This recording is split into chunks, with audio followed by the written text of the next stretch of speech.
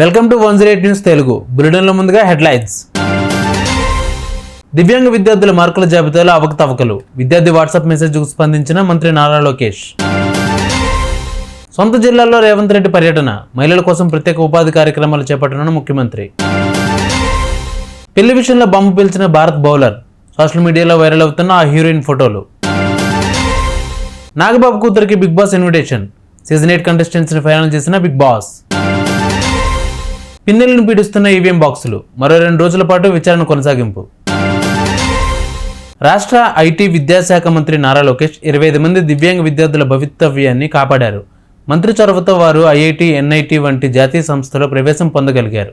తమ భవితకు సాయం చేసిన లోకేష్కు విద్యార్థులు కృతజ్ఞతలు తెలిపారు. రాష్ట్ర ఐటీ విద్యాశాఖ మంత్రి నారా లోకేష్ 25 మంది దివ్యాంగ విద్యార్థుల భవితవ్యాన్ని కాపాడారు. మంత్రి చొరవతో వారు ఐఐటి, ఎన్ఐటి వంటి జాతీయ సంస్థల్లో ప్రవేశం పొందగలిగారు. తమ భవితకు సాయం చేసిన లోకేష్కు విద్యార్థులు కృతజ్ఞతలు తెలిపారు. జేఈఈ మెయిన్స్ అడ్వాన్స్డ్ పరీక్షల్లో ఉత్తీర్ణత సాధించి జాతీయ స్థాయిలో విద్యా సంస్థల్లో సీట్లు దక్కిన ఐఐటి మద్రాస్ తెచ్చిన కొత్త నిబంధనలతో వీళ్ళు ప్రవేశాలు కోల్పోయే పరిస్థితి ఏర్పడింది. రాష్ట్రంలో ఇంటర్ బోర్డు నిబంధనల ప్రకారం దివ్యాంగులకు మార్కుల మెమో జారీ చేస్తుండగా వీరి ప్రవేశాలకు అది అడ్డంకిగా మారింది. దీనిపై వాట్సాప్ ద్వారా మంత్రి లోకేష్కు విద్యార్థులు ఫిర్యాదు చేయగా వెంటనే స్పందించిన మంత్రి నారా లోకేష్ మార్కుల మెమోలు సవరించి ఇవ్వడమే కాకుండా అందుకు అనుగుణంగా జీవో జారీ చేశారు. దీనితో 25 మంది విద్యార్థులు జాతీయ సంస్థల ప్రవేశాలు పొందే ఛాన్స్ దక్కింది. వీరిని సోమవారం లోకేష్ అభినందించనున్నారు. సీఎం రేవంత్ రెడ్డి రేపు సొంత జిల్లాలో పర్యటించనున్నారు. ఉమ్మడి జిల్లా సమస్యలపై మంత్రులు, ఎమ్మెల్యేలు, ఎమ్మెల్సీలు, అధికారులతో సమీక్ష సమావేశం నిర్వహించనున్నారు. మధ్యాహ్నం 12:30 మహబూబ్నగర్ జిల్లా కేంద్రానికి చేరుకున్న సీఎం అనంతరం జిల్లా కలెక్టరేట్ కార్యాలయంలో మహిళా గ్రూప్ ఆధ్వర్యంలో ఏర్పాటు చేసిన స్త్రీశక్తి క్యాంటీన్ను ప్రారంభిస్తారు.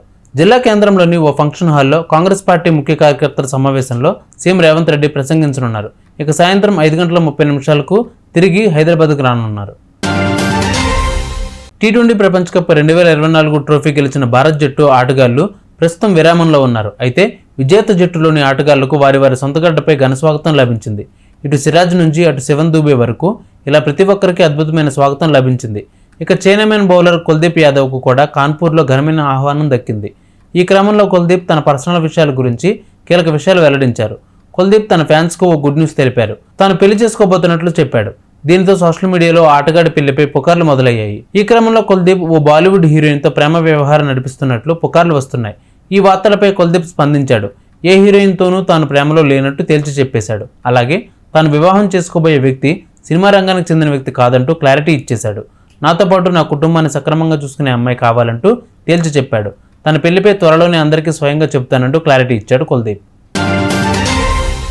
ప్రముఖ Telugu reality show Bigg Boss popularity గురించి స్పెషల్గా చెప్పాల్సిన పని లేదు. ఈ షో స్టార్ట్ కాకముందే ఎన్నో లీకులు, అంచనాలతో జనాలను ఊపేస్తుంది. ఇక షో మొదలయ్యాక టీవీ రేటింగుల అమాంతం ఒక్కసారిగా పెరిగిపోతుంటాయి. అంటే ఈ షోకి ఎంత పాపులారిటీ ఉందో ఇట్టే ఊహించుకోవచ్చు. ఈ క్రేజ్తో అన్ని భాషల్లోనూ ఈ రియాలిటీ షో దూసుకుపోతుంది. తెలుగులోనూ ఎంతో సక్సెస్ అయ్యి ఇప్పటికే 7 సీజన్లు పూర్తి చేసుకుంది. ఆగస్టు 4 లేదా 11వ తేదీల్లో బిగ్ బాస్ సీజన్ 8 మొదలు కానుంది. 100 రోజుల పాటు సాగే బిగ్ బాస్ తెలుగు షోలోకి దాదాపు 20 మంది కంటెస్టెంట్స్ని తీసుకున్నట్లు తెలుస్తోంది. బరిలక్క, Surekha Vani, comedian Kirrak Karpi, Hema, anchor Ritu Chowdary, hero Raj Tarun, Kumari వంటి పేర్లు తెగ వినిపిస్తున్నాయి.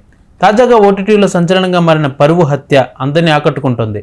ఈ క్రైమ్ థ్రిల్లర్లో కీలక పాత్ర పోషించిన అమృత ప్రణయ్ పేరు కూడా వినిపిస్తోంది. ఈమెను కూడా బిగ్ బాస్ షోకి తీసుకొస్తున్నట్లు చెబుతున్నారు. అయితే కంటెస్టెంట్స్ ఎవరనేది తెలియాల్సి ఉంది. సార్వత్రిక ఎన్నికల సమయంలో పల్నాడు జిల్లా మాచర్ల నియోజకవర్గంలో పెద్ద ఎత్తున హింస చోటు చేసుకుంది. దీనిపై అటు భారత ఎన్నికల సంఘం, ఇటు కోర్టుల ఆగ్రహం వ్యక్తం చేస్తున్నాయి. ఈ నేపథ్యంలోని దాడులకు పాల్పడిన వారిని గుర్తించి పోలీసులు అరెస్ట్ చేశారు. అయితే మాచర్ల మాజీ ఎమ్మెల్యే పిన్నెల్లి రామకృష్ణారెడ్డిపై ఈవీఎం ధ్వంసంతో పాటు 2 హత్యాయత్నం కేసులు పోలీసులు నమోదు చేశారు. 2 హత్యాయత్నం కేసుల్లో పిన్నెల్లికి మాచర్ల కోర్టు రిమాండ్ విధించింది. దీనితో ఆయన నెల్లూరు జిల్లా జైలుకు తరలించారు. ప్రస్తుతం ఆయన జిల్లా జైల్లో ఉన్నారు. అయితే పిన్నెల్లిని కస్టడీకి ఇవ్వాలంటూ పోలీసులు కోర్టును ఆశ్రయించగా 2 రోజుల పాటు కస్టడీకి కోర్టు అనుమతి ఇచ్చింది. 2 హత్యాయత్నం కేసుల్లో 2 రోజుల పాటు పోలీస్ కస్టడీకి అనుమతించిన కోర్టు జిల్లా జైల్లోనే విచారించాలని ఆదేశించింది. విచారణ సమయంలో వీడియో రికార్డింగ్ చేయాలని సూచించింది. ఈ నెల 8, 9 తేదీల్లో విచారణ కొనసాగుతుంది. ఉదయం 10 గంటల నుండి సాయంత్రం 5 గంటల వరకు పోలీసులు పిన్నెల్లిని విచారించనున్నారు. మధ్యాహ్నం 1 గంట పాటు లంచ్ బ్రేక్ ఇస్తారు. ఇక ఇవి వాళ్ళ బులెటిన్ అప్డేట్స్. మరిన్ని అప్డేట్స్తో మళ్ళీ మీ ముందుకు వస్తాను. అంతవరకు కీప్ వాచింగ్ 108 న్యూస్ తెలుగు.